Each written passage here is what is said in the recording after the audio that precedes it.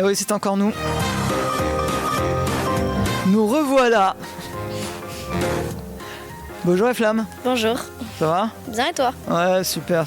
Et ils vont en avoir marre, les auditoristes, de nous entendre comme ça à des heures et des jours complètement loufoques, quoi. On va les ensevelir sous des mangas et des livres. Ouais. Non, mais c'est parce que tu vas pas être là pendant un certain temps après. Oui, aussi. Voilà. T'as des choses à faire aussi. Hein. Ouais. T'as du travail aussi. Hein. Ouais. Mais toi aussi. Mais moi aussi. Ah, quelle vie, tout ça, travailler. Bon. Allez, sérieusement. Aujourd'hui, tu viens nous parler de Live Sur Baby. Non, ça c'était la chanson d'avant. Donc de Kennen, qui est un manga.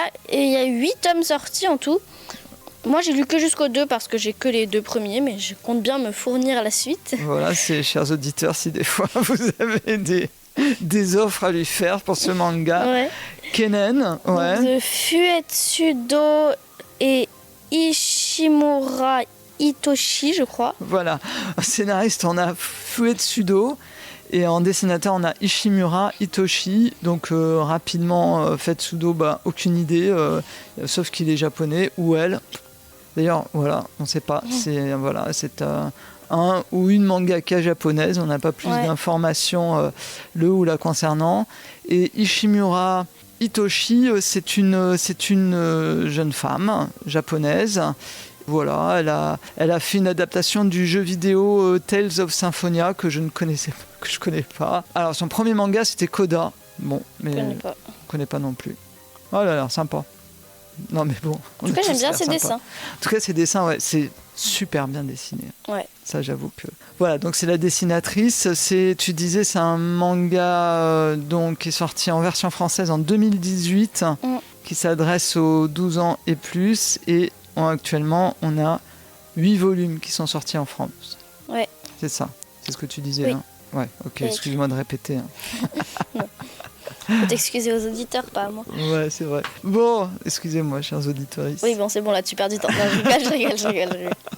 Bon, donc aux éditions Doki Doki. Donc Kennen, c'est un manga... en fait, ça va se passer au Japon, tout simplement. Un peu médiéval. Et ça débute dans un village. En fait, il y a une flèche avec un message qui arrive. Le message dit « Amenez une fille en sacrifice, sinon un terrible malheur s'abattra sur vous. » Quelle horreur. En fait, à ce moment-là, un peu par hasard, il y a un moine dans ce village qui voyage et qui était là. Il va tout simplement, pour aider les villageois, aller chercher dans je pense que c'est un sanctuaire qui est pas très loin, un chasseur de démons qui est assez connu parce qu'il est réputé pour être assez fort, quoi. Donc il y va et en fait, il se rend compte que c'est un chien. Donc il s'appelle Hayat.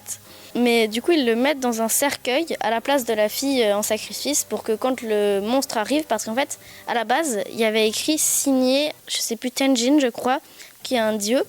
Mais le moine, il s'est douté que c'était pas vraiment le dieu et que c'était un mononoke, donc un monstre un peu fantôme ou ce genre de choses de la culture japonaise. C'est un peu pour dessiner un peu tout ce qui est surnaturel comme ça, voilà. Et donc il s'est douté que c'était un mononoke et il est allé chercher ce chasseur de démons.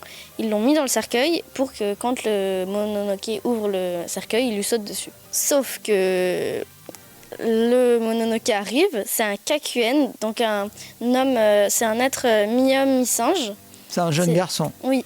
On peut dire ça, parce que ça s'adresse aux enfants, donc c'est un jeune garçon. Mais c'est un jeune garçon, mais en fait, c'est principalement un humain, juste il a une queue et il a un peu quand même des capacités de singe, je pense, dans son agilité.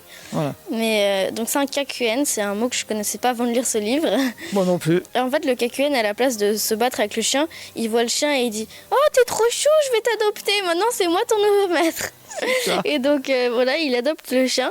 Il le ramène chez lui et le lendemain matin, il se réveille et il n'y a plus le chien. Par contre, il y a un individu quelque peu étrange. C'est un humain, un homme? Oui, un humain. Un adulte d'ailleurs. Oui, un adulte, mais avec non seulement des oreilles et une queue blanche comme le chien. Et en plus, il a aussi un peu des touffes sur le cheveu, tout ça, mais il a quand même sur la tête. Il est quand même très apparence humaine.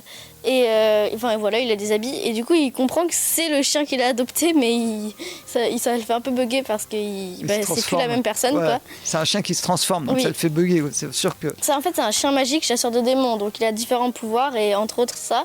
Donc après, le chien, il lui dit tu m'as adopté, donc maintenant t'es mon maître. Si tu me donnes pas à manger, je te bouffe.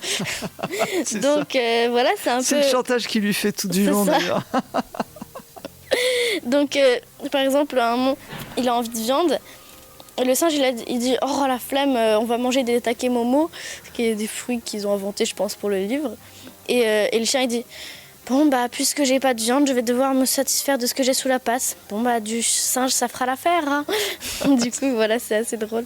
Du coup, il va lui chercher à manger. Oui. J'ai trop peur.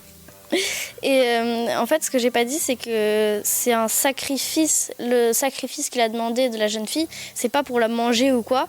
C'est parce que les kakuen sont une espèce qui n'a en fait pas de femelles, c'est que des mâles. Et donc pour perpétuer l'espèce, ils sont obligés de capturer une jeune fille. De capturer une jeune fille. Et se marier avec elle et avoir des enfants. Ce qui est assez quand même pas oui. très moral. Sauf que lui, non seulement il n'a pas envie de se marier, en plus il n'a pas envie de faire ça aux humains, même s'il les aime pas trop. Voilà. Et voilà, donc il s'est un peu forcé par sa famille, c'est pour ça qu'il envoie cette flèche. Et après, c'est un peu la vie quotidienne avec le chien qui fait un peu n'importe quoi, enfin pas n'importe quoi, mais qui le mène un peu au bâton avec le chantage, quoi. Bah, c'est-à-dire qu'en fait, le chien est quand même assez impressionnant. Oui. C'est un gros chien, donc oui. Il fait peur aux autres aussi, aux autres kakuen qui sont là avec oui. lui. Et puis quand il se transforme, quand il se transforme en humain, c'est vrai qu'il, enfin pas en humain puisque c'est oui. moitié chien, moitié humain. C'est vrai qu'il est aussi en tant qu'adulte, il est assez impressionnant, quoi, en oui. fait. Donc oui, le gamin, il a la trouille à chaque fois. Donc, et surtout que parfois il se transforme d'un coup. Enfin, il y a quelqu'un qui arrive et il veut pas que. En fait, le chien, il se montre sous sa forme humaine, mais pas que avec lui, voilà. Genre pas avec les autres kakuen. Et du coup, il se retourne, il voit qu'il y a les autres kakuen et il se retourne et c'est devenu un chien alors qu'avant c'était un humain. Enfin, c'est assez drôle. Ouais. Mais ouais. Et après, du coup, c'est un peu la vie quotidienne avec ce chien. Ils chassent, ils vont pêcher, plein de choses. Et après, il leur arrive un peu des aventures. Là où ça commence, je trouve, c'est surtout dans le 2, où ils vont aller, en pêchant des anguilles, se trouver un peu emmenés dans une histoire sous-marine avec un dieu un peu spécial. Ouais, dans un autre monde, un sous-marin assez, on ne assez sait pas impressionnant. si c'est dans le ciel ou dans l'eau. Ouais, c'est vrai. C'est beau d'ailleurs. Oui. C'est beau. Ouais. Et c'est un secret. Tu sais pas si t'es tout en haut du ciel et que tu vois l'eau, ou si t'es en dessous de l'eau et que tu vois le ciel, tu sais pas où est le haut et le bas. C'est vrai. Donc c'est assez sympa. Et voilà, il se retrouve un peu à oublier certaines choses. Enfin, c'est... Voilà. Oui, parce qu'en fait, c'est un peu comme, tu sais, la légende des sirènes qui t'entraîne par le fond.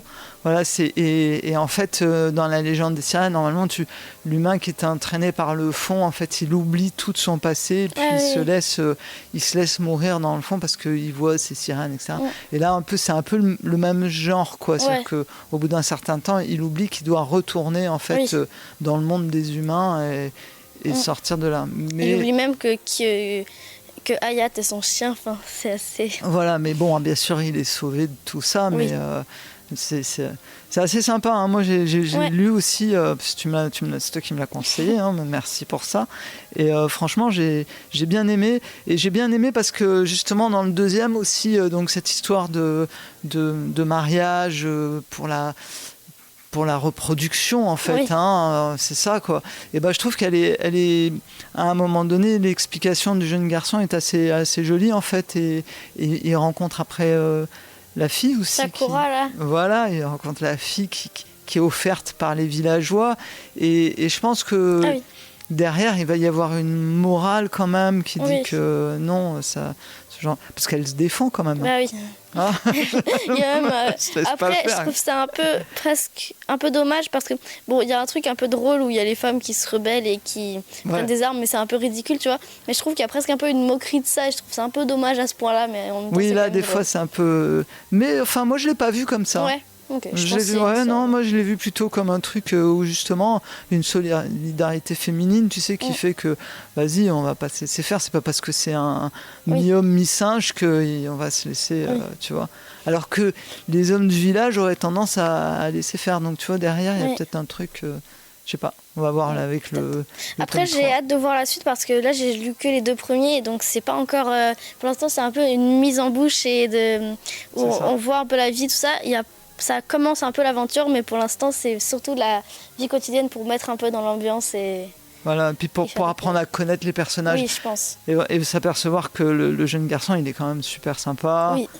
Le chien aussi. Oui, voilà. Même si... Oui, il y a un truc un peu d'ambivalence parce que le chien, à la fois... Désolée. Il a été missionné pour tous les tuer, les Kakuen, mais en même temps, il le dit pas, mais il est un peu ami, quoi. Il l'a sauvé plusieurs fois. Ouais, enfin, en fait, on se doute, déjà au deuxième tome, on se doute qu'il va pas les tuer, quoi. Oui, c'est ça. Voilà, parce que puis le petit garçon, il le trouve sympa. Enfin, oui. je sais pas, il y a un truc comme ça. Oui, quoi. Oui, complètement. Après, bon, le chien, il dit quand même, si je t'ai sauvé, c'est juste pour pouvoir te manger après parce que truc. Mais à chaque fois, il dit ça. Mais bon, en vrai, je pense qu'il aime bien quand même. Ouais. Je pense qu'en vrai, il le mangera pas. Non. Le dessin, on en parlait tout à l'heure. Le dessin, j'aime beaucoup. Ouais. Je trouve ça assez détaillé et bien fait. Et même parfois, je trouve ça mieux que dans certains mangas où ça peut être parfois un peu vite fait. Ah ouais, moi, je les trouve tous stylés, hein, vraiment. Hein. Ouais. Ils sont beaux. Le chien, il est vachement beau. Bon, c'est Oui. un chien blanc. Enfin, peut-être pas blanc d'ailleurs. Si, il est blanc sur la. Oui, sur la... Ouais, c'est comme un loup, quoi. C'est un peu. un loup blanc, mais il est vachement beau. Ouais. Et quand il se transforme, il est vraiment trop stylé quand il se transforme en humain.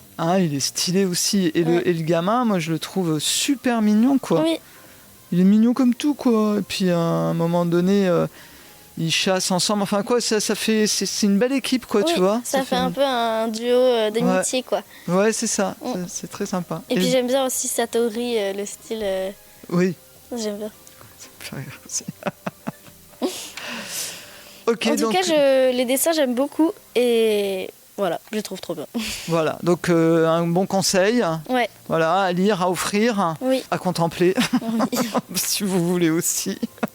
À relire aussi parce que c'est des mangas, moi je trouve que on y revient parce que des fois moi je trouve que les bandes dessinées c'est bien de les relire parce que des fois on les lit une première fois assez vite et puis c'est en les relisant une deuxième fois qu'on trouve un petit peu la quintessence. Et puis même parfois il y a des détails qu'on n'a pas vus ou des choses qu'on a...